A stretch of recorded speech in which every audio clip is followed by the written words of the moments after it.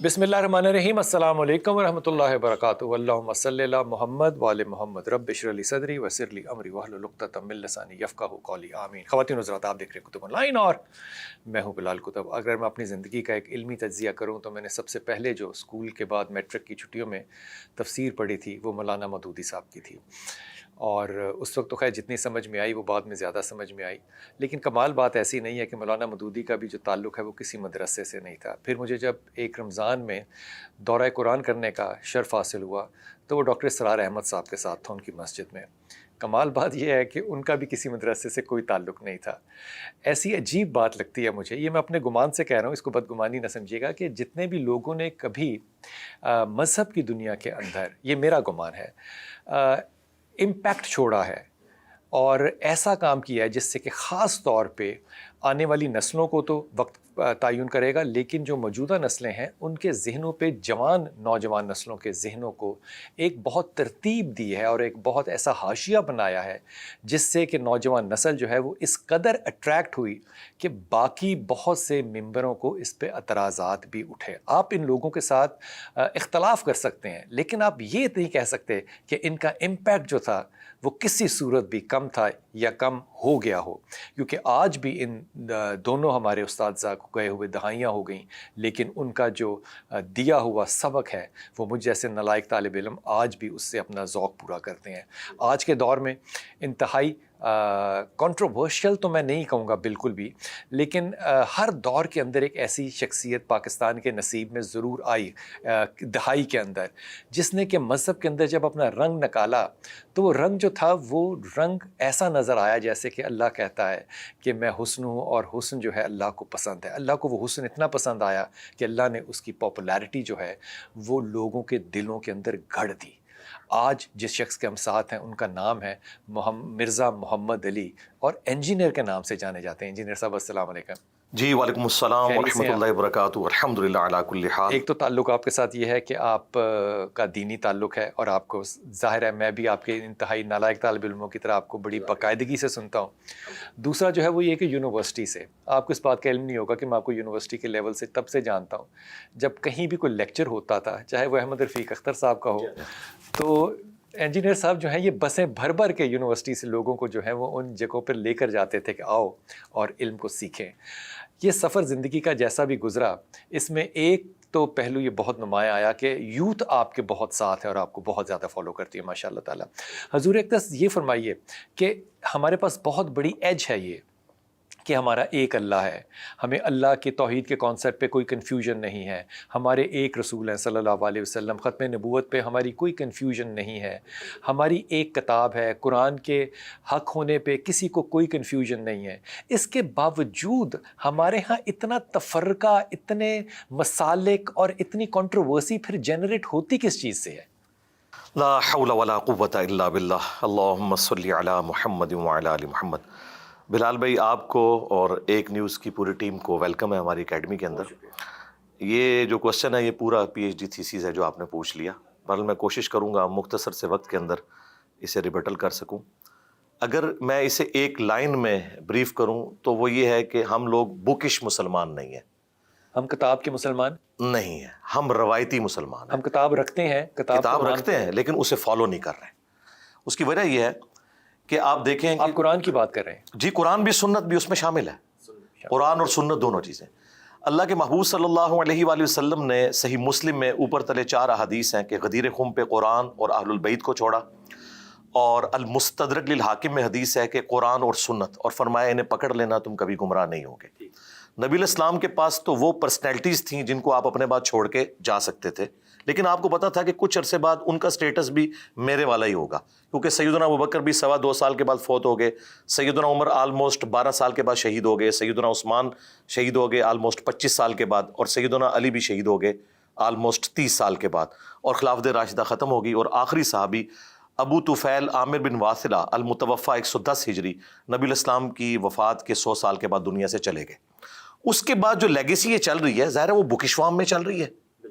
नबी इस्लाम की तालीमात सहाबा ने सीखी, फिर ताबईन ने, फिर तबा ताबईन ने, और फिर आलमोस्ट 3री सदी हिजरी के अंदर आके वो नॉलेज जो नस्ल दर नस्ल ट्रांसफ़र हो रहा था, زبان کی کریمنگ کے ذریعے اس کو بکش فارم میں لایا گیا. اور یہ تب سے ہی بکش ہے. جی بکش ہے. پہلے وہ بک سینوں کے اندر تھی قرآن و سنت کی فارم میں, پھر ریٹن آئی. اس کی وجہ یہ ہے کہ اس زمانے میں کاغذ اتنا عام نہیں تھا. اگر قرآن کسی کے گھر میں رکھا جائے تو کئی کمرے رکھنے پڑتے. لوگ سمجھتے ہیں کہ شاید اس زمانے میں اس کو عیب سمجھا جاتا تھا. نہیں, انوینشن یہ مسلمانوں کے پاس نہیں تھی. یہ بنو عباس کے دور کے اندر جب خلیفہ ہارون رشید نے وہ وزڈم کا ایک بیت الحکمہ بنایا, ہاں, اس کے بعد بکس اور پھر یہ ساری کی ساری کاپیز تیار ہونا شروع ہوئیں, اور پھر اسی عباسی دور کے اندر آپ کو بخاری, مسلم اور باقی احادیث کی کتابیں اس طریقے سے پروپیگیٹ ہوتی ہوئی نظر آئیں. اب وہ کتابوں میں تو نالج موجود تھا, لیکن ٹریڈیشنل دین اس میں معذرت کے ساتھ جو ہمارا ایک صوفیانہ رنگ آیا نا, جس میں استاد اور شاگرد کا ایک رشتہ بغیر کسی دلیل کے چلنا ہے آپ نے اپنے استاد کے پیچھے, خواہ وہ قرآن سے کوئی آیت بیان کرے نہ کرے, سنت سے کوئی چیز بیان کرے نہ کرے, جو اس کی ٹریڈیشن ہے اس کو آپ نے لے کے چلنا ہے. اس کی ٹریڈیشن سے علاوہ اگر اس کو نام دیا جائے اس کی انڈرسٹینڈنگ, جی انڈرسٹینڈنگ میں ظاہر فرق ہے. انڈرسٹینڈنگ کے لیے کاؤنٹر ویریفیکیشن تو ہمارے پاس کتاب ہے نا. آج اگر ایک بندہ کہتا ہے بٹ کے سپیلنگ BUTT ہے, تو وہ پنجاب کا بٹ تو ہو سکتا ہے, آکسفورڈ کا بٹ وہ نہیں ہے, جو جس کو ہم لیکن کہتے ہیں, اور عربی میں لاکن. تو ڈکشنری فیصلہ کرے گی نا. آج کوئی شخص دین بنا کے امت میں پیش کر رہا ہے, تو ہم کاؤنٹر ویریفیکیشن تو اس کی کریں گے قرآن سے اور سنت سے. اور اگر قرآن و سنت میں موجود نہیں ہے, پھر وہ دین نہیں ہے, ٹریڈیشن ہے, خواہ وہ کرسچنس کی ہو خواہ مسلمس کی ہو. تو فرق پڑا کہاں اور کس وقت پڑا, اور اس کو کرنے, فرق ڈالنے میں کن لوگوں کی حکمت شامل تھی, یا یوں کہہ لیں کہ ان کی جہالت شامل تھی؟ دیکھیں, فرق پڑا جو لوگ اس سارے معاملے کے کسٹوڈین تھے, انہوں نے ہی فرق ڈالا. وہ کون ہے؟ جی ظاہر ہے بڑے بزرگ, ان کے سارے معاملات. لیکن دیکھنا امام بخاری نے کتنا اچھا کام کیا, موتا دیکھ لیں وہ کتنا اچھا کام. جی ان بزرگوں کو تو ہم مانتے ہیں. ہمیں جو اختلاف ہے نا وہ ان بزرگوں سے ہے کہ جنہوں نے بکش اسلام کو سائڈ پہ رکھ کے ان کے نام کے اوپر اپنا سودا بیچا. مثلا اب میں ٹیبل پہ رکھوں بخاری, اور یہاں میں پیچھے بیان کر رہا ہوں کشف المحجوب, تذکرۃ الاولیاء, رسالہ کشیریہ, تو بھائی وہ کوئی اسلام کی کتابیں تو نہیں ہیں, وہ تو خود انہوں نے اپنی تھاٹس لکھی, اس میں جو قرآن و سنت ہے وہ تو حق ہے. باقی جو ان کے اپنے ایکسپیرینسز ہیں, دین دنیا میں تو کوئی نہیں بنا سکتا, دین تو آسمان سے نازل ہوا ہے. انجینئر صاحب, آج ایک مفتی بنتا ہے تقریباً 11-12 کم از کم 8 سال کی تعلیم کے بعد, اور وہ تمام علوم پڑھتا ہے. تو آج کے جو علماء کرام ہیں ان کو بھی تو اس بات کا پتہ ہوگا نا کہ ہم نے کتاب کا حوالہ جو ہے, جب ہم کہتے ہیں کہ اچھا قرآن اور حدیث سے ثابت کریں, تو ثابت کرنے کا مطلب تو یہی ہوتا ہے کہ قرآن اور حدیث کا حوالہ ہو. تو پھر غلطی یا غلط فہمی کہاں سے ہو جائے؟ آپ کو حیرانگی ہوگی کہ ہمارے جو درس نظامی کے کورسز میں اگر 8 سال کا کورس ہے تو 7 سال اپنے بزرگوں کی کتابیں پڑھائی جاتی ہیں, شاعری کی کتابیں پڑھائی جاتی ہیں, اور آخری سال جا کے دور حدیث ہوتا ہے, اور بیچ میں قرآن کو تھوڑا بہت کر کے کور کرواتے ہیں, لیکن وہ بھی اس تفصیلات کے ساتھ نہیں جس کی ضرورت ہے. اور پھر ایک فرقے کی چھاپ لگ جاتی ہے. اسی اینک سے آپ نے قرآن و سنت کو دیکھنا ہے, تھنک آؤٹ آف باکس نہیں کرنا. آپ دیکھ لیں سلیبس اپوزٹ ہے اس پریکٹسنگ دین کے جو سب کانٹیننٹ میں چل رہا ہے. یہی وجہ ہے کہ ہم نے اکیلے اس پلیٹ فارم سے سب کو پچھاڑ کے رکھ دیا ہے, کیونکہ ان کتابوں سے یہ بھاگ نہیں سکتے. بخاری سے, مسلم سے, مشکات سے, قرآن سے, ان کے مدارس میں پڑھائی جاتی ہیں, لیکن پڑھائی یہ کتابیں جاتی ہیں, عمل کروایا جاتا ہے بزرگوں کی تعلیمات کے اوپر. تو اس کا یہ بھی ایک آرگومنٹ تو دیا جا سکتا ہے کہ آپ کتاب کو سمجھتے مختلف طریقے سے ہیں. دیکھیں, اگر ہم یہ کہیں کہ کتاب کو سمجھنے کا انداز ڈیفرنٹ ہے, تو اس کے لیے پھر کوئی دلیل تو لانی چاہیے. اگر میں اس کتاب کا فہم آپ کے بزرگوں کی تعلیمات کی روشنی میں آپ کو بتا دوں, مثلا قرآن کی ایک آیت ہے, آپ سمجھتے ہیں یہ آیت یوں نہیں یوں ہے, اور میں بتاؤں کہ آپ کس امام کے ماننے والے ہیں, آپ کہتے ہیں میں امام احمد بریلوی کا ماننے والا ہوں یا اشرف علی تھانوی صاحب کا ماننے والا ہوں, تو میں کہوں گا کہ انہیں اردو لنگوسٹک بھی آپ سے اچھی آتی تھی, انہوں نے ترجمہ بھی پیسے کمانے کے لیے نہیں کیا, ہمارا تو اس نے زن ہے, آپ کو سکھانے کے لیے کیا. ہم آپ کی انٹرپریٹیشن دین کی مانیں یا ان کی مانیں.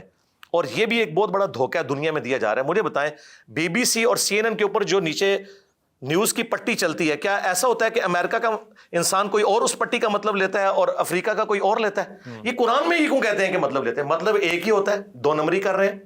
بالکل ایسا نہیں ہے. آج آپ 10 صحابہ قبر سے نکل آئے, ان کو آپ اردو کا کورس کرائیں 10 سال تک, اور اینڈ پہ قرآن ان کے ہاتھ میں تھمائے نا, وہ 10 کے 10 ترجمہ ڈیفرنٹ کریں گے, مفہوم ایک ہوگا. کوئی ترجمہ کرے گا اللہ کے نام سے شروع, کوئی کرے گا شروع اللہ کے نام سے, کوئی کہے گا شروع کرتا ہوں اللہ کے نام سے. مفہوم ایک ہوگا, الفاظ کے چناؤ کا فرق ہوگا. یہ بالکل دھوکہ ہے کہ کوئی الفاظ ایسے آ جاتے ہیں جس کی وجہ سے فہم میں فرق پڑ جاتا ہے. فہم میں کوئی فرق نہیں پڑتا. فہم میں فرق نہیں پڑتا؟ نہیں, کوئی فرق نہیں. اگر فہم میں فرق نہیں پڑتا تو لوگوں کے ادراک میں فرق کیوں پڑتا ہے؟ وہ اس لیے پڑتا ہے کہ ہمارے جو علماء فتاوا دینے والے ہیں نا, یہ سب کے سب مفتیاء بیسیکلی نقال ہیں. یہ نقال یہ باقاعدہ ٹرم ہے جو دینی حلقوں میں استعمال کی جاتی ہے, یعنی جو نقل کرتے ہیں اپنے بزرگوں کے فتاوا. یہ قرآن کو نقل نہیں نہیں, کدھر سے نقل کرتے ہیں؟ آپ فتوے کی بات کریں. جی, فتوے لکھے جاتے ہیں, فتاوا عالمگیری میں ہے. یہ سیکنڈری بکس بھی فالو نہیں کرتے, یہ ٹرشری بکس ہوتی ہیں. دیکھیں پرائمری بکس تو ہیں بخاری اور مسلم اور باقی کتابیں جن کی اسناد نبی علیہ السلام تک ہے. سیکنڈری بک ہے جیسے مشکات ہے, ریاض الصالحین ہے, کہ جنہوں نے ان پرائمری بکس سے ریفرنسز لیے.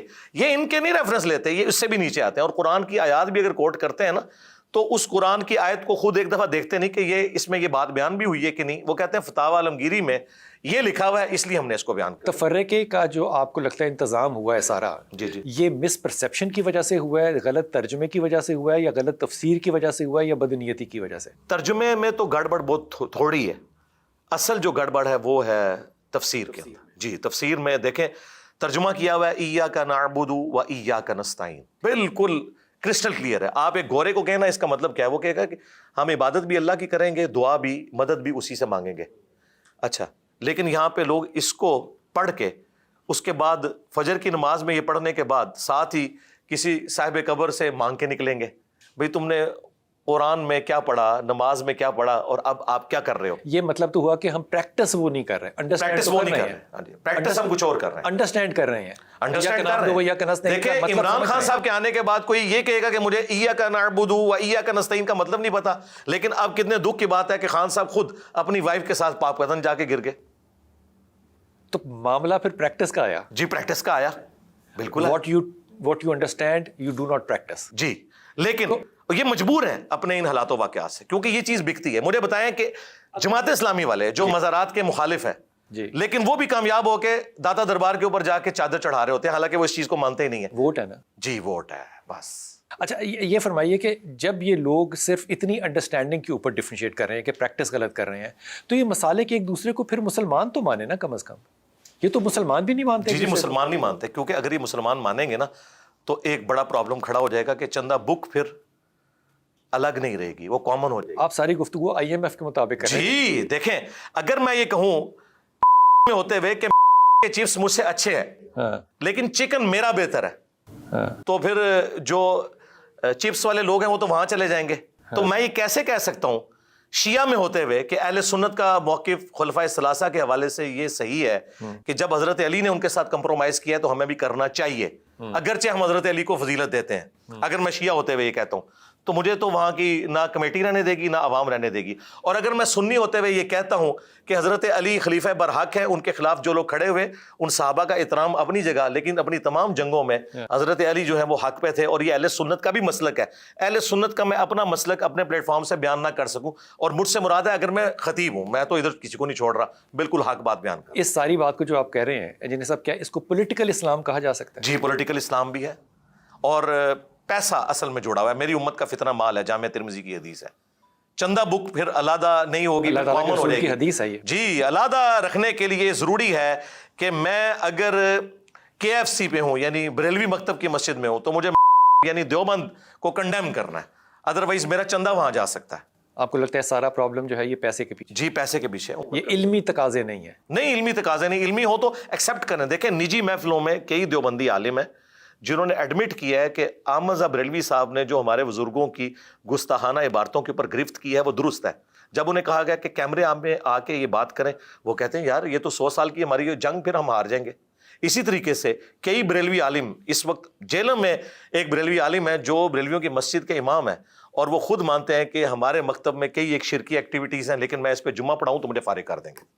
یہ خوف ہے. خوف ہے, لیکن وہ خود کہتے ہیں جی میرا عقیدہ بالکل. یہ خوف ہے لوگوں کا. جی, لوگوں کا ظاہر, لوگوں کے بعد الٹیمیٹلی چندہ. آپ مجھے آج بجٹ دینا جی IMF سے لے کے, اور وہ واپس نہ کرنا ہو, ٹھیک ہے, واپس مانگے تھے آیا جے گھوری, یہ والی بات ہو جائے, اگر یہ تھریٹیکل بات درست ہو جائے تو میں آپ کو ہزاروں علماء پروڈیوس کر دوں گا جو اپنے فرقوں کو طلاق دے دیں گے ایک دن کے اندر. آپ نہیں سمجھتے کہ علماء میں خوف خدا ہے؟ خوف خدا بہت کم لوگوں میں ہے, اور بعض لوگوں نے اپنے آپ کو نا خود ایک دل میں سیٹسفائی کر لیا ہے کہ زندگی موت کی کشمکش ہے, میرے پاس کوئی ہنر نہیں ہے, میں نے اگر یہ مسجد چھوڑ دی تو مجھے کوئی رکھے گا نہیں, میں کیا کروں, میرے بیوی بچوں کا کیا بنے گا. تو وہ کہتے ہیں اس حالت میں تو کلمہ کفر بھی بولا جا سکتا ہے. چلیں ہم ایک دل میں اپنے آپ کو ٹھیک کر لیتے ہیں, باقی اللہ تعالیٰ کو جسٹیفائی کر لیں. میں اس بات کے اوپر نا قطعی طور پہ یقین نہ کرتا کہ مرزا صاحب جو ہے یہ کیا کہہ رہے ہیں. میں ایمانداری سے کہہ رہا ہوں, اگر میں نے اپنے کانوں سے یہ سنا نہ ہوتا کہ ہم بہت سے علماء کو کہتے ہیں جب کہ نماز آپ ایک دوسرے کے ساتھ پڑھ لیں گے تو وہ آن ایئر یہ کہہ دیتے ہیں کہ ہاں کر لیتے ہیں, لیکن جب پھر پروگرام ختم ہوتا ہے اور انہیں کہتے ہیں حضور ایک دس نماز کا وقت ہے تو آپ نماز پڑھ کے جائیے, تو کہتے ہیں میں اپنے مدرسے جا کے پڑھ لوں گا. چھوٹا سا وقفہ لیتے ہیں, واپس آتے ہیں.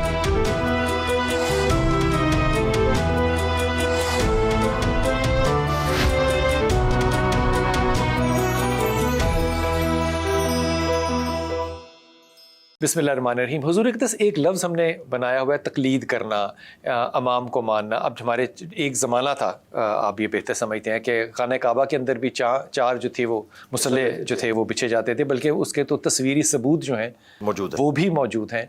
تو یہ اگر وہاں پہ خانہ کعبہ میں یہ موجود تھے تو ایک تو یہ بات کہ وہ وہاں سے پھر چلے کیوں گئے؟ اگر خانہ کعبہ میں تو وہ صحیح ہی ہونے چاہیے. دوسری بات یہ کہ تقلید کرنے میں آخر برائی کیوں ہے؟ اگر آپ اچھے ہیں تو میں آپ کو فالو کر رہا ہوں, تقلید تو ہو رہی ہے نا. جی یہ تقلید یہ نہیں ہے. اس طرح کی تقلید اگر آپ کرنا چاہ رہے ہیں نا تو ضرور کریں. تقلید کا جو لفظی مطلب ہے وہ یہ ہے بغیر دلیل کے کسی بات کو ماننا. میں اللہ اور اللہ کے رسول کی بات کو بغیر دلیل کے مان, بس یہی تو ہمارا جھگڑا ہے. دیکھیں یہ اتنا نٹوریس ورڈ تھا کہ قرآن میں نبی علیہ السلام کے لیے تقلید کا ورڈ نہیں آیا, اتباع رسول, اطاعت رسول کا آیا. اور بلکہ سورہ یوسف میں ہے کہ اے نبی تم فرماؤ میں اور میرے ساتھی علا وجہ بصیرت اس دین پہ چل رہے ہیں, اندھے بن کے نہیں چل رہے. پھر سورہ الفرقان میں ہے کہ ہمارے بندوں کی نشانی یہ ہے کہ وہ اندھے اور بہرے ہو کر آیات کے اوپر نہیں گرتے. قرآن تو تقلید کے خلاف ہے, تقلید کو توڑنے آیا ہے. تقلید نٹوریس ورڈ ہے, اس میں اماموں کا کوئی قصور نہیں. امام مالک, امام شافعی, احمد بن حنبل, امام حنیفہ, چاروں کے اقوال شاہ ولی اللہ دہلوی نے حجت اللہ البالغہ میں نقل کیے ہیں کہ وہ کہتے ہیں کہ کسی مفتی کے اوپر یہ حلال ہی نہیں ہے کہ ہمارا فتویٰ بغیر دلیل کے آگے کوٹ کرے قرآن و سنت کے, اور اگر ہماری کوئی بات قرآن و سنت کے خلاف ہو اسے دیوار پہ دے مارو. اور امام مالک کا قول ساتھ نقل کیا ہے کہ اس صاحب قبر صلی اللہ علیہ وآلہ وسلم کے علاوہ دنیا میں کوئی ایسا شخص نہیں جس کی ہر بات مقبول. امام مالک نے کبھی کہا کہ مالکی بنو, یا امام شافعی نے کبھی کہا کہ شافعی کرو. آپ بھی قرآن و سنت سے علم حاصل کریں. انہوں نے ایکسپرٹ اوپینین دیا ہے اجتہادی مسائل کے اندر جو آج کل obsolete ہو چکے ہیں. سرکار آج امام مالک تو آپ کو ویڈیو کیمرے کا مسئلہ, انتقال خون کا مسئلہ, پوسٹ مارٹم کا مسئلہ, کینگرو حلال ہے یا حرام, زرافہ حلال ہے یا حرام, نہیں تو ہم بتائیں گے. ظاہر ہے اجتہاد اسلام کی خوبصورتی ہے کہ قیامت تک اجتہاد جاری ہے, اور جو عقائد ہیں وہ تو فکس ہیں. ان اماموں نے بہت کیا فرق ہے ان میں؟ فرق کیا عقائد کیا کس چیز کو, عقیدہ کس چیز کو کرے؟ عقیدے بھی ہر مسلک کے اپنے اپنے عقیدے فرق. عقیدے یہ فرق بعد میں. آج اگر آپ حنفیوں سے پوچھیں کہ دیوبند اور بریلویوں کے عقیدے امام حنیفہ سے ثابت کریں, آپ حیران ہو جائیں گے. شاید آپ کے لیے اسٹانشنگ بات ہو. وہ کہتے ہیں ہم امام حنیفہ کو عقیدوں میں فالو نہیں کرتے, ہم تو فقہ میں فالو کرتے ہیں. ہم کہتے ہیں یعنی کہ قانون میں فالو کرتے ہیں, جی عقیدے میں فالو, جی فروع میں کرتے ہیں, اصول میں نہیں کرتے. اصول کہتے ہیں عقیدے کو, اصل جو ہے جڑ درخت کی, جی, اور فروع تو اوپر والی چیزیں ہیں. فروع میں فالو کر رہے ہیں, اصول وہ کہتے ہیں اصول میں ہم ماتوریدی اور اشعری ہیں اور قرآن و سنت سے دلائل کو لے کے چلتے ہیں. بلکہ وہ تو کہتے ہیں کہ اصول میں تقلید کرنا حرام ہے, دلائل کی روشنی میں فیصلہ کرنا تو چاہیے. پھر تقلید کیوں کرتے ہیں؟ تقلید کہتے ہیں ہم فروع میں کر رہے ہیں کیونکہ ہمارا اتنا علم نہیں کہ ہم ڈیٹیکٹ کر سکیں. بھائی آج کے جو مسائل ہیں 90% وہ تو آج کے دور, لیکن یہ بات تو درست ان کی ہے نا, یہ تو آپ کو ماننا پڑے گی, کیونکہ ممبر جو ہے یہ باواز بلند کہتا ہے کہ قرآن کو آپ سیدھا سیدھا خود نہیں پڑھ سکتے, آپ گمراہ ہو جائیں گے. جی یہ کہہ رہے ہیں. کیوں ہو جاؤں جی اگر مجھے تقلید کرنی ہی چاہیے. اگر یہ بات قرآن میں کہیں موجود ہے کہ قرآن ڈائریکٹ پڑھنے سے کوئی گمراہ ہوتا ہے تو ہمارے سامنے لے کے ہیں. قرآن تو کہہ رہا ہے وَلَقَدْ يَسَّرْنَا الْقُرْآنَ لِلذِّكْرِ فَهَلْ مِن مُدَّكِرٍ. قرآن کو نصیحت کے لیے آسان کر دیا ہے, کوئی سمجھنے والا.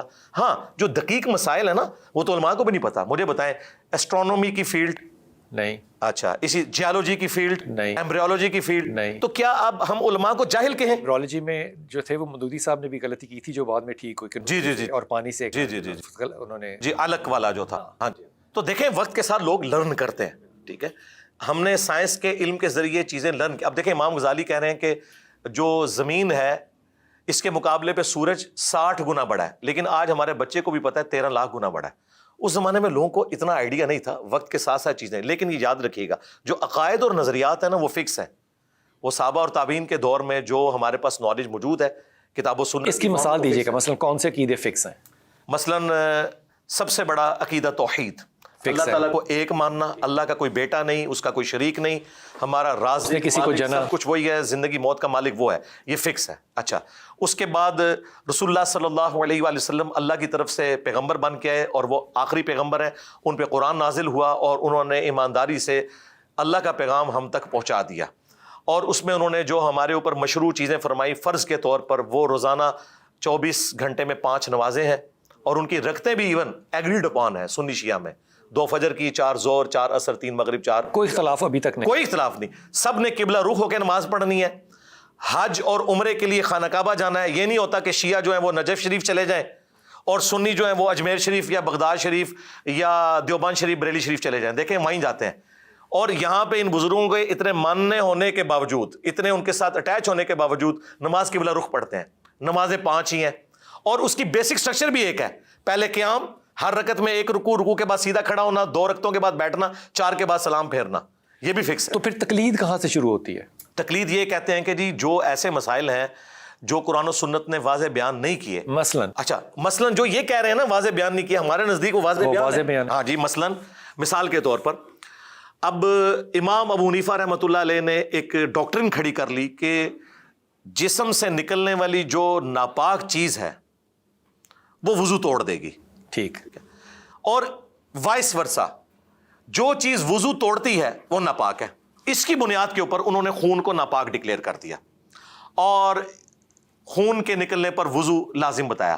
جبکہ امام شافعی کا موقف ہے کہ خون پاک ہے, اس کا صرف پینا حرام ہے. قرآن میں جو 4 جگہ پہ حرام ہے, ناپاک نہیں ہے. ناپاک نہیں ہے. ہاں ظاہر ہے, صحابہ کی زندگی جنگوں سے عبارت تھی. مجھے بتائیے اس زمانے میں کون سی ایسی ادویات تھیں, لوگ ہر وقت اسی چیز میں ہی پڑے رہتے کہ وہ اپنے کپڑے ہی بدلتے رہتے. پھر تو جنگ میں نماز بھی تو وہ خون کے ساتھ جی پڑھتے تھے. اچھا, امام حسین یہ کہتے ہیں جی ہمارے امام صاحب نے بتایا, ہم کہتے ہیں ابو داؤد میں حدیث ہے کہ ایک صحابی پیرے کے اوپر تھے, انہیں تیر لگتے رہے اور وہ نماز پڑھتے رہے. جی نماز پڑھتے رہے. انہوں نے کہا آیت شروع کر لی تھی, میں چھوڑ رہا میں اس کو چھوڑ. ہاں دیکھیں اسی طریقے سے. اچھا, یہ میں نے امام حنیفہ کی غلطی ہائی لائٹ کی نا. امام شافعی کی غلطی دیکھیں, جس کی وجہ سے آج کروڑوں مسلمان تکلیف کاٹ رہے ہیں. انڈونیشیا اور ملیشیا کے لوگ وہ شافعی ہیں.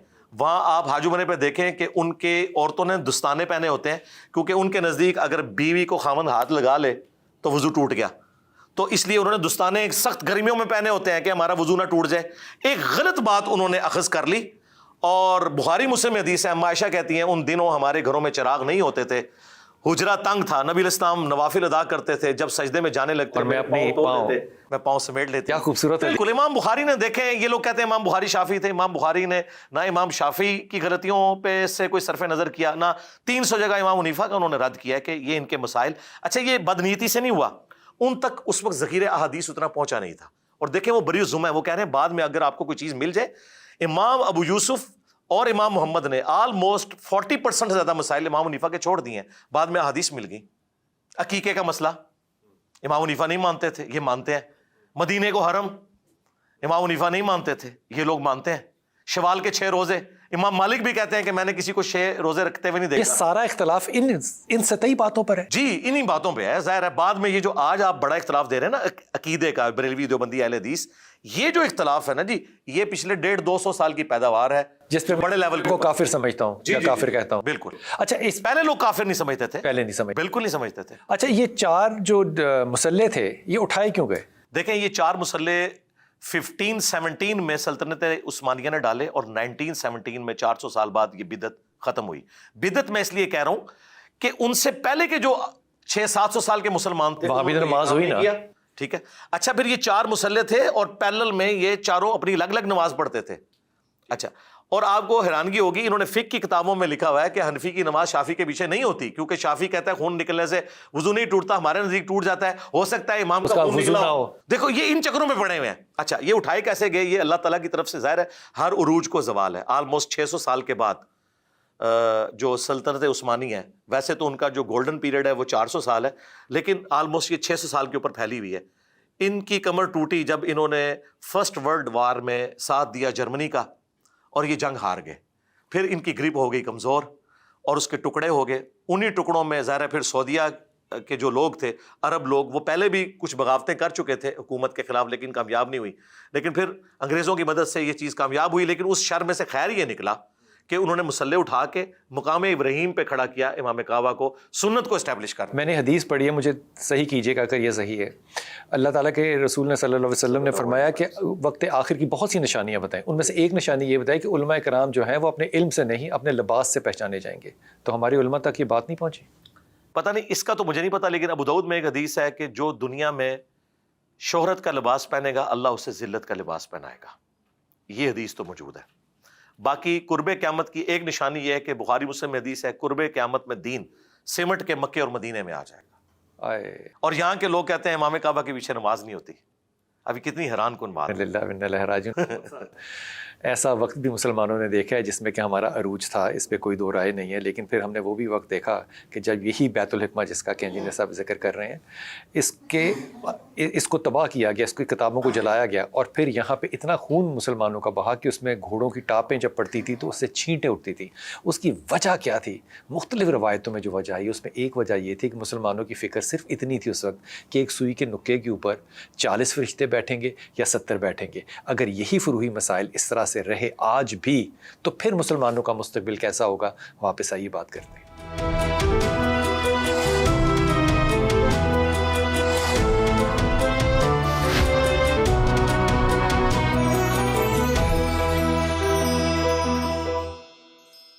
بسم اللہ الرحمن الرحیم. حضرت رسول پاک صلی اللہ علیہ وسلم نے 10 سال مدینے میں گزارے. میں اگر غلط ہوں گا تو مجھے آپ نے ٹھیک کر دیا. جی. اب 10 سال جو وہاں پہ آپ نے گزارے، کم از کم 5 نمازیں تو آپ نے صحابہ کے ساتھ پڑھی، چھٹی ہوگی اما عائشہ کے ساتھ پڑھی ہوگی، یا جیسے بھی 5 نمازیں تو پڑھی. اب ایک سال میں 365 دن لگا لیں، 10 سال آپ نے وہاں پہ نمازیں پڑھی، 18,250 نمازیں بن جاتی ہیں. ایک سنت رسول جو 18,250 دفعہ ہوئی ہو، اگر مسلمان آج اس پہ بھی ایک نہیں ہو سکتے تو پھر مجھے کوئی کہے کہ یہ سنت اختیار کرو تو میرے دل میں پھر جلن تو ہوگی نا.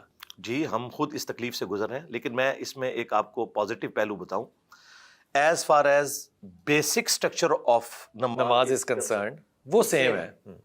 یہاں پہ اگر 4 بندے بیٹھے ہوئے ہیں، کسی کی بازو نہیں ہے، کسی کی آنکھ نہیں ہے، کسی کا پاؤں نہیں ہے، سب کو انسان ہی بولا جائے گا. ٹھیک. بکش نماز تو وہی ہے جو حرم مکہ میں، حرم مدینہ میں پڑھی جا رہی ہے، جو بخاری اور مسلم میں لکھی ہوئی ہے. لیکن ہمارے سب کانٹیننٹ میں چونکہ ایک خاص فقہ نے حکومتی لیول کے اوپر غلبہ حاصل کر لیا، پہلے بنو عباس کے ذریعے 3 براعظموں میں، اور بعد میں پھر سلطنت مغلیہ کے ذریعے ظاہر ہے اورنگزیب عالمگیر نے فتاوی عالمگیری لکھوایا احناف کا، اور یہ حنفیوں کا سلسلہ شروع ہوا.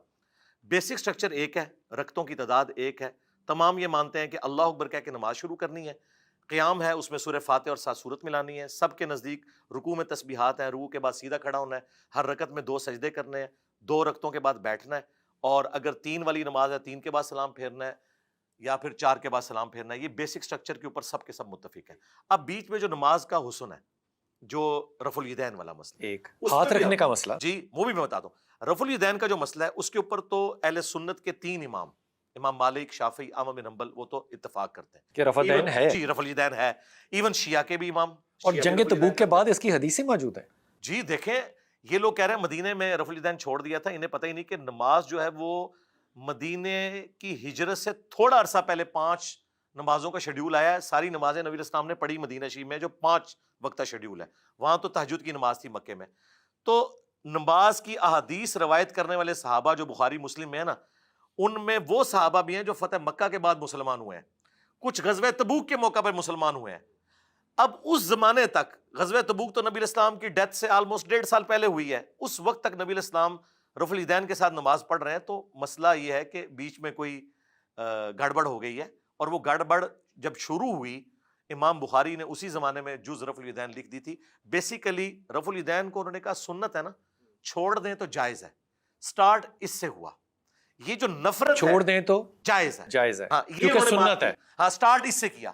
لیکن اب یہ دشمنی اس لیول کے اوپر ہے کہ کوئی کہتا ہے مکھیاں مارنا ہے، ٹھیک ہے، دوسری طرف مسواک یہاں سجائی ہوتی ہے سنت کے نام کے اوپر، اس پہ مکھی پگڑی پہنی ہوتی ہے، لیکن رفع الیدین میں فرقہ واریت آڑے آ جاتی ہے. اور دیکھیں یہاں پہ سب لوگ پیران پیر شیخ عبد القادر جیلانی کو کہہ رہے ہیں، انہوں نے تو نماز کا طریقہ رفع الیدین کے ساتھ لکھا ہوا ہے. تو اصل مسئلہ ہے کہ تمہاری نماز خراب ہے، تمہارے پیر کی نماز تو درست تھی. تو اپنے پیر کو فالو کیوں نہیں کرتے؟ وہ کہتے ہیں کہ جی ہم فقہ میں امام حنیفہ کے فالوور ہیں، پیری مریدی میں ان کے فالوور ہیں. ہم کہتے ہیں بھئی پیر تو آپ کی آخرت کو اور رسول اللہ صلی اللہ علیہ وآلہ وسلم کے ساتھ تمہارا رشتہ مضبوط کر رہا ہے تو یقیناً نبی علیہ السلام کے نقش قدم پہ ہے، تو وہ جو نماز پڑھ رہے ہیں تو نبی علیہ السلام سے سیکھی ہوگی، اور یہ بھی آپ کے لیے، ان لوگوں کے لیے۔ ہم تو کہتے ہیں بخاری مسلم کھولے، نماز کا طریقہ وہی ہے جو شیخ عبد القادر جیلانی نے لکھا ہے، خود انہوں نے ادھر سے ہی کاپی کیا ہوا ہے۔ اچھا بہت سے اختلافات، ہاتھ باندھنے پہ بھی میں بات کر رہا ہوں۔ جی دیکھیں ہاتھ باندھنے کے حوالے سے اہل سنت کے ہاں ہاتھ چھوڑنے کی روایتیں بھی ہیں، ہاتھ باندھنے کی بھی ہیں۔ میں کچھ نمازیں اہل سنت کے ہاں ہاتھ چھوڑنے کی بھی ہیں۔ چھوڑنے کی بھی ہیں۔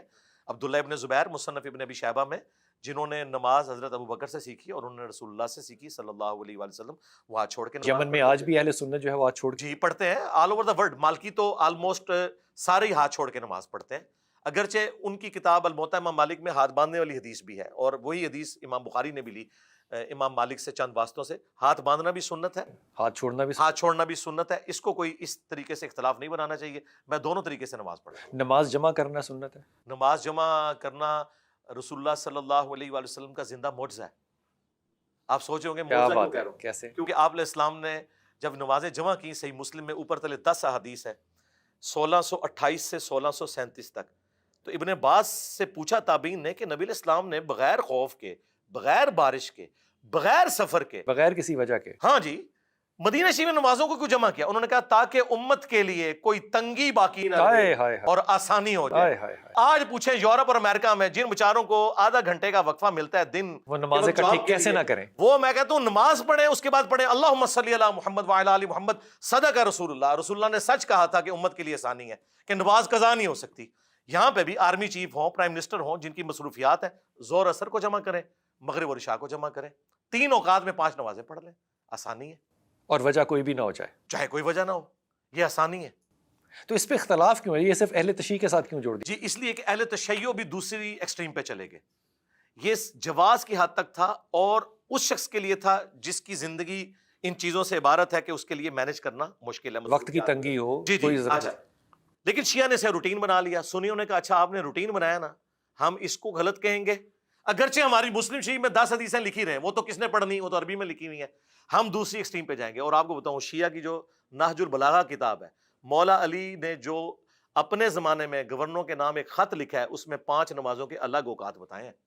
شیعہ کے ہاں بھی افضل یہ ہے، سید جواد نقوی صاحب جو لاہور میں ہے، اور میری خواہش ہے کہ آپ ان کا بھی اس طریقے سے پروگرام کریں، وہ بھی ماشاءاللہ ایک ماڈریٹ اسکالر ہیں، انہوں نے باقاعدہ ویڈیو میں آ کے کہا ہے، وہ خود بھی، ہم گئے تو ہم نے نمازیں جمع کی، انہوں نے اثر لادہ پڑھی، انہوں نے کہا یہ افضل ہے کہ الگ وقت میں پڑھی جائے، یہ جواز ہے۔ تو میرے پاس ٹائم ہے، میں تو ہم نے ایران میں ایک شیعہ عالم سے پوچھا، انہوں نے کہا کہ پڑھ سکتے ہیں آپ، لیکن افضل یہی ہے کہ اب الگ الگ پڑھیں، لیکن پاکستان میں ایکسٹریم رویے۔ اچھا یہ فرمائیے کہ بہت سی ایسی روایتیں میں لفظ استعمال جو ہے وہ انورٹڈ کاما میں کر رہا ہوں، مثال کے طور پہ رسول پاک صلی اللہ علیہ وسلم کی پیدائش کا دن 12 سے لے کے 17 تک منایا جائے گا۔ بہت سے جیسے غار حرا کا واقعہ جو ہے، وہ غامدی صاحب جو ہے وہ اس سے انکار کرتے ہیں کہ یہ واقعہ پیش ہی نہیں آیا۔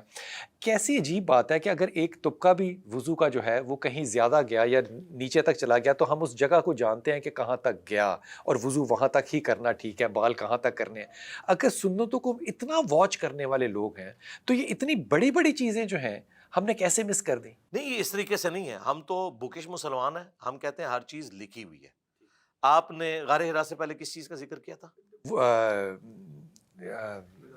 پیدائش کا۔ ہاں جی، پیدائش کا۔ اب آپ کو حیران کن بات بتاؤں، اہل سنت کے ہاں دلائل النبوہ امام بیہقی کی کتاب کھول کے دیکھ لیں، انہوں نے انس ابن مالک کے شاگرد محمد بن اسحاق کا قول نقل کیا کہ نبی علیہ السلام پیر والے دن 12 ربیع الاول کو پیدا ہوئے۔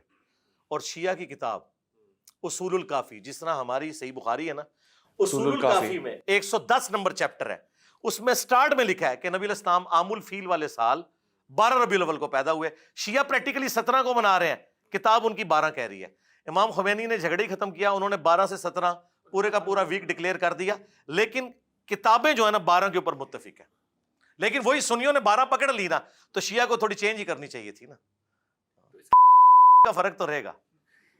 اچھا یہ فرمائیے کہ جب سنت واضح ہو جائے آپ پہ، تو ایک طرف ہے فرض، مثال کے طور پہ 4 رکعت میں نے نماز فرض پڑھنی ہے، ایک طرف ہے نوافل۔ اب بہت سے علماء کرام ایسے ہیں وہ کہتے ہیں کہ اگر آپ نے زائد نہیں پڑھا تو آپ کا جو فرض ہے وہ بھی قبول نہیں ہوا۔ یہ جذباتی جملے ہیں، یہ بڑے علماء نے کہیں نہیں لکھے، بالکل ایسا نہیں ہے۔ جو احادیث ہیں وہ تو بالکل، جب آپ زائد اس کے لیے لفظ بول رہے ہیں تو خام خواہ اسے دین کا حصہ بنا رہے ہیں. بخاری مسلم میں حدیث ہے، ایک بدو صحابی ہے، اور عموماً بدو صحابی جو ہے نا وہ بڑے اسٹریٹ فارورڈ ہے. سواری سے اترا بھی نہیں تھا. جی جی. اچھا، بخاری شریف. اس نے نبی صلی اللہ علیہ وآلہ وسلم سے کہا کہ مجھے کوئی ایسا طریقہ بتائیں میں جنت میں پہنچ جاؤں، ہاں کامیاب ہو جاؤں. آپ نے فرمایا فرض نماز قائم رکھ، ہاں تیری مرضی تو اس میں بڑھانا چاہے، فرض زکوٰۃ دے، اور فرض جو ہے وہ روزے رکھ. اس وقت حج فرض نہیں ہوا تھا. اور پہلی چیز آپ نے شہادت کا ذکر کیا، جو اللہ اور اس کے رسول کی شہادت دینا ہے. اچھا، اس نے کہا یا رسول اللہ نہ میں اس میں کوئی اضافہ کروں گا نہ کوئی کمی کروں گا. جب واپس مڑا آپ نے فرمایا کسی اس کو دیکھ لو، جنتی شخص کو دیکھنا ہے، اس کو دیکھ لو. اچھا، اس میں واضح الفاظ ہیں کہ تمہاری مرضی اگر بڑھانا چاہو. اس نے کہا میں اس سے نہیں بڑھاؤں گا. اچھا، آپ حیران کن بات دیکھیں کہ زکوٰۃ کے مسئلے میں علماء یہی کہتے ہیں کہ 2.5% دے دو باقی نہ بھی دو. اس کو 3 نہیں. آج اس کو نہیں 3 کرنے دیتے اور کہتے ہیں کرو تو ثواب ہے، لیکن 2.5 دو تو سارا مال پاک ہے اور 2.5 ہمیں دے دو. ہاں. جب نماز کی باری آتی ہے تو فجر کی 2 سنتیں اس کے ساتھ انٹیگرل کیوں کر دیتے ہیں؟ وہاں بھی کہنا کہ 2 پڑھو، بالکل مسلم میں حدیث ہے، دنیا اور جو کچھ اس میں اس سے بڑھ کر محبوب ہے. میں بھی کوشش کرتا ہوں کہ ساری سنتوں کا وطر کا اہتمام کروں، لیکن الموطا امام مالک کھول کے پڑھیں. جو فاتح ایران ہے سعد ابن ابی وقاص، پوری زندگی عشاء کی 5 رکعتیں پڑھتے تھے، 4 فرض اور 1 وطر. 2 سنتے بھی نہیں پڑھتے تھے عشاء کی، 1 وطر پڑھتے تھے، کیونکہ وطر ایک تاکیدی سنت ہے، وہ بھی فرض کوئی نہیں ہے. مولا علی کا قول ہے جامع ترمذی میں کہ وطر سنت ہے لیکن اسے مت چھوڑو، ایک تاکیدی سنت ہے، اوبلیگیٹری پھر بھی نہیں ہے، فرض پھر بھی نہیں، فرض نہیں ہے. اور یہ دیکھیں انہوں نے نمازوں کو اتنا مشکل کیا. جب آپ عشاء کی 17 رکعتیں بتائیں گے اور ٹوٹل 24 گھنٹے میں 17 رکعتیں، لوگوں نے ہماری ویڈیوز کے بعد نہ صرف نماز شروع کی، پھر سنتیں اور نوافل بھی شروع کر دیے، کیونکہ سٹارٹ تو ہوا نا. عادت پڑ جائے گی تو پھر اگر آپ اتنی لمبی داڑھی بتائیں گے کہ یہ سنت ہے، حالانکہ نبی علیہ السلام کی تو داڑھی نہر تک تھی، تو کبھی کسی نے داڑھی رکھنی. ہم نے بتایا کہ یار داڑھی مطلقاً رکھنا یہ نبی علیہ السلام کا حکم ہے، چاہے وہ چھوٹی شاید افریدی والی ہو، مٹھی ہو جائے تو سنت ہے، اس سے زیادہ رکھنے کی ضرورت نہیں ہے. اور اگر چھوٹی بھی رکھ لو تم سنت میں داخل ہو جاؤ گے. لیکن چھوٹا پیٹ بھی ہونا چاہیے. ہاں جی، آپ بھی رکھ ہی لیں.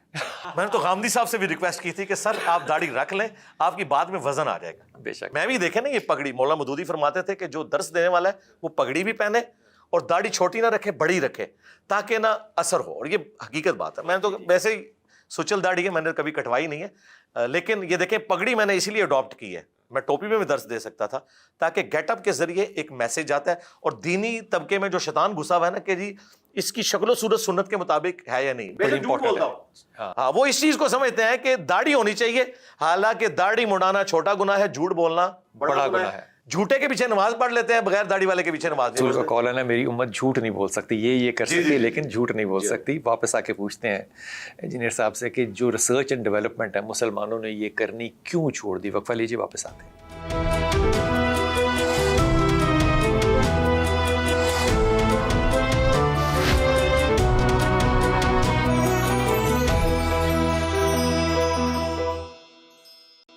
بسم اللہ الرحمن الرحیم.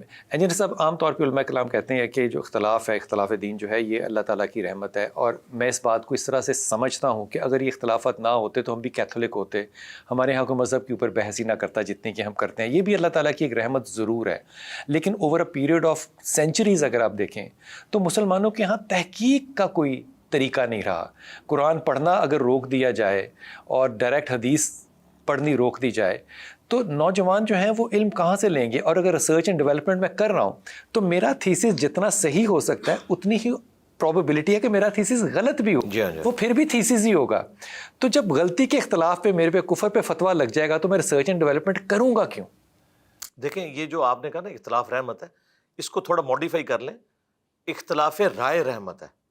مخالفت جو ہے وہ تو سب سے بڑی لعنت ہے جو ہمارے اوپر پڑی ہے کہ ہم نے ایک دوسرے کی تکفیر کرنا شروع کر دی، مخالفت کر رہے ہیں. اختلاف رائے تو صحابہ میں بھی ہوا ہے، اور اس میں سے کتنے اور بڑے بڑے موقعوں پر ہوا ہے، بڑے بڑے موقعوں پہ ہوا. آپ دیکھیں صحیح بخاری میں تعلیقاً امام بخاری لے کے آئے کہ سیدنا عمر نے اپنے دور خلافت میں ایک شخص کے اوپر حد جاری کر دی اور وہ پاگل تھا. حضرت علی نے کہا کہ امیر المومنین 3 لوگوں سے تو اللہ نے قلم اٹھایا ہوا ہے، ایک مجنون ہے، ایک نابالغ ہے اور ایک سویا ہوا شخص. تو حضرت عمر نے اپنا ڈیسیژن واپس لیا. دیکھیں اختلاف رائے کے کتنے فائدے حاصل ہوتے ہیں. باقی جو آپ نے یہ بات کی نا کہ over the period of time مسلمانوں میں تحقیق والا معاملہ ختم ہو گیا. ظاہر ہے کہ جب ہم محکومی میں چلے گئے نا، بنو عباس جو ہے ہمارا ایک گولڈن پیریڈ تھا. احادیث کی کتابیں بھی لکھی گئیں، سائنس میں بھی ترقی ہوئی. پھر آہستہ آہستہ جب حکومتی لیول کے اوپر ایسے لوگ آ گئے کہ جو خاص اسکول آف تھاٹ کو گود لینا شروع ہو گئے. سب سے پہلے معتزلہ کو گود لیا مامون رشید نے. اچھا. اور پھر تلوار کے زور کے اوپر سب کو معتزلہ بنایا. جی. اچھا. پھر دیکھیں اسی کی نسل میں آگے جا کے متوکل جو ہے وہ بالکل 180 ڈگری ہو گیا. وہ اہل حدیث اسکول آف تھاٹ کا فالو کرنے والا تھا. چن چن کے معتزلہ کو انہی لوگوں کو جیلوں میں ڈلوایا, کتابیں ضائع کروا دی, یہ کروا دیا. تو یہ جو حکومتی انوالومنٹ ہے نا, یہ سب سے بڑا یعنی آپ سمجھ لیں ایک کلٹ ہے جس کی وجہ سے سب کچھ ہوتا ہے. امام خمینی نے وہاں پہ جتنے تعلیمی ادارے ہیں نا ایران میں, ان کو گورنمنٹ سے آزاد کیا ہوا ہے, ان کا اپنا بجٹ ہے. آپ کو پتا ہے وہاں پہ لٹریسی ریٹ کتنا ہے؟ نہیں مجھے نہیں پتا. 98. دیکھ لیں. پھر انہوں نے کہا اگر آپ حکومتوں سے بجٹ لو گے تو حکومتوں کی غلطیوں کے اوپر تو آپ تنقید ہی نہیں کر سکتے. تو یہ حکومتوں نے جب گود کیا بات ہے. اب یہاں پہ بھی دیکھیں سب کانٹیننٹ میں, میں خود خاندان مغلیہ سے تعلق رکھتا ہوں, لیکن یہاں مغلوں نے کیا کیا ہے, انہوں نے اورنگزیب عالمگیر ہمارا دادا تھا, بھائی کو قتل کروایا, اپنے کئی بھائی قتل کیے, باپ کو شاہ جہاں کو جو ہے وہ ڈال دیا جیل کے اندر, جہاں وہ اس تاج محل کو دیکھتا رہے, اور اسی کی والدہ تھی وہ تاج محل جس کا بنا ہوا تھا. اور دوسری طرف فتاوی عالمگیری لکھوا کے علماء کو ایسا فین کیا روٹی روزی کے اوپر لگا کے کہ لوگ کہتے ہیں جی ٹوپیاں سی کے حکم آتا تھا. نماز کبھی نہیں چھوڑی. میں کہنا پڑا بھی نہیں چھڑیا انہیں, کوئی پیو بھی نہیں چھڑیا. یہ اس کا دوسرا پہلو تھا. یہ دو رخ ہوتے تھے. یہاں بھی آج بھی آپ پولیٹیشنز کو دیکھیں, اگر آپ ان کے پولیٹیشنز کو چھوڑ دیں, باقی ہمارے جو جتنے امیر لوگ ہیں خواہ وہ پراپرٹی ڈیلرز ہوں یا ان کے, آپ ذرا فلائی کاموں کو دیکھیں, لگتا ہے کہ یہ تو سیدھے جنتی ہیں. حاتم طائی اس سے زیادہ ان کا نکل آئے گا وہاں پہ ریکارڈ. لیکن دوسری طرف دیکھیں تو دوسری ایکسٹریم پہ ہوتے ہیں. تو بیسیکلی حکومتوں کا زبردستی والا معاملہ, اس کی وجہ سے لوگوں کو روک دینا کہ کوئی اختلاف رائے کرے, پورے خاندان سمیت غائب ہو جائے. مجھے بتائیں, میں نے جو اگر یہ روکنا ہی تھا تو پھر مدارس میں روکتے. دیکھیں میں وہ مدارس والا سلسلہ تو بعد میں آیا نا. مجھے بتائیں جو میں نے یہ ہنگامہ کھڑا کیا ہوا ہے, ایک لمحے کے لیے سوچیں, اچھا لفظ استعمال کیا آپ نے, ہنگامہ کھڑا کیا ہوا. اگر ڈیموکریسی نہ ہو یہاں پر, اگر یوٹیوب نہ ہو اور حکومتی لیول کے اوپر ایک سٹانچ قسم کے کسی فرقے کی حکومت آ جائے تو میں یہ کام نہیں کرنے دیں گے. اچھا وہ مدارس کی بھی جو آپ بات کر رہے ہیں, مدارس بھی جناب ان کی مرضی کے بغیر نہیں چلتے تھے, یہ ذہن میں رکھیے گا. آج بھی اگر آپ دیکھ لیں ہمارے ملک میں سب سے اسٹرانگ طبقہ اسٹیبلشمنٹ کا نا, تو آپ دیکھتے ہیں کہ ذرا سے ان کا اشارے ابرو ہوتا ہے تو فتوے کیسے نکلنا شروع ہوتے ہیں. وہی علماء چند دن پہلے یہ بات کر رہے ہوتے ہیں, دوسری طرف علماء پہ بھی سرکاری علماء کا ٹائٹل لگا ہوا ہے اور اس پہ کوئی ان کو حیا بھی نہیں ہے. لیکن میں اس اعتبار سے اسٹیبلشمنٹ کی تعریف کروں گا کہ وہ پھر ایسے لوگوں کو نہیں چھیڑتے جو ان کی بات نہیں مانتے, تنگ بھی نہیں انہیں کرتے, بس وہ کہتے ہیں ایک طریقے سے چلتے رہے. مسلمانوں کا سائنس سے کوئی اختلاف ہے؟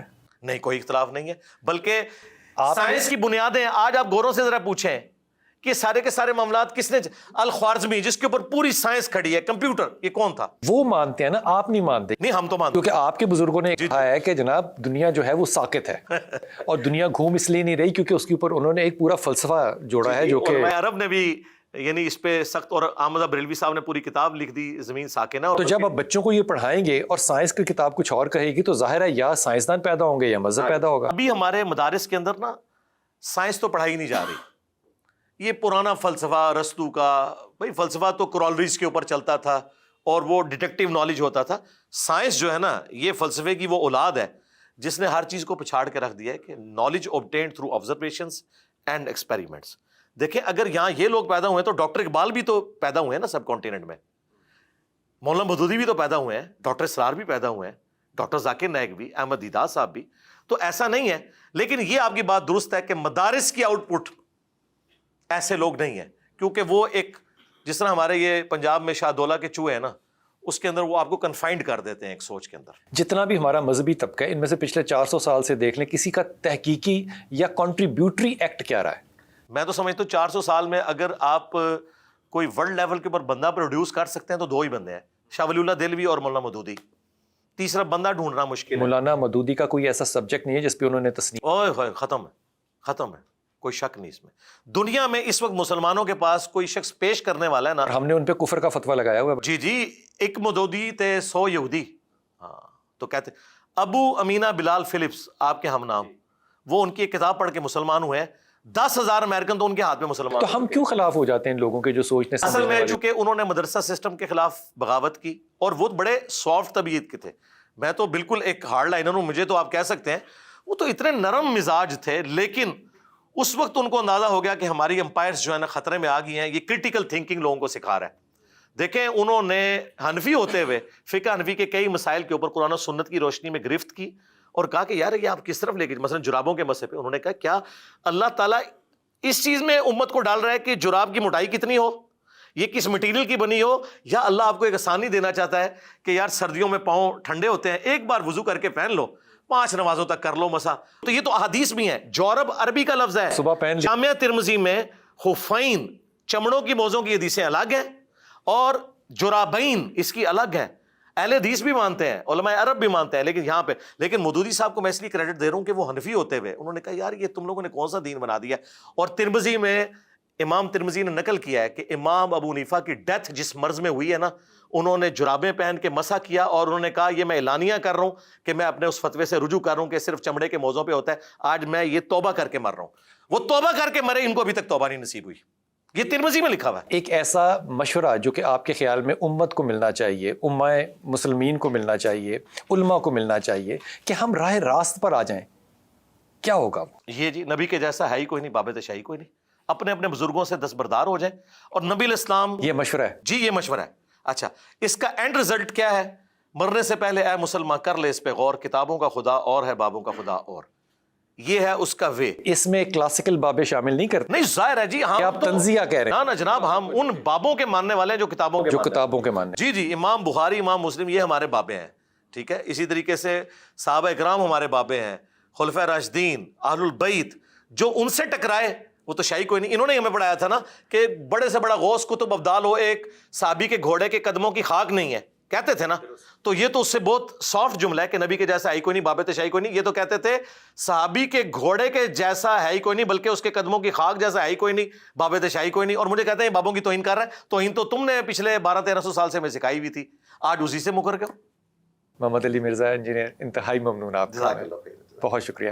وہ رسول پاک صلی اللہ علیہ وسلم کے ساتھ صحابی جا رہے تھے تو انہوں نے پوچھا رسول پاک صلی اللہ علیہ وسلم سے کہ یا رسول اللہ یہ دنیا کیا ہے؟ یہ بڑا مشکل سوال ہے کہ یہ دنیا کیا ہے. رسول پاک صلی اللہ علیہ وسلم بھی استاد ہے نا, معلم ہے. اللہ کے رسول نے کہا خواب. اس کو سمجھ نہیں آئی.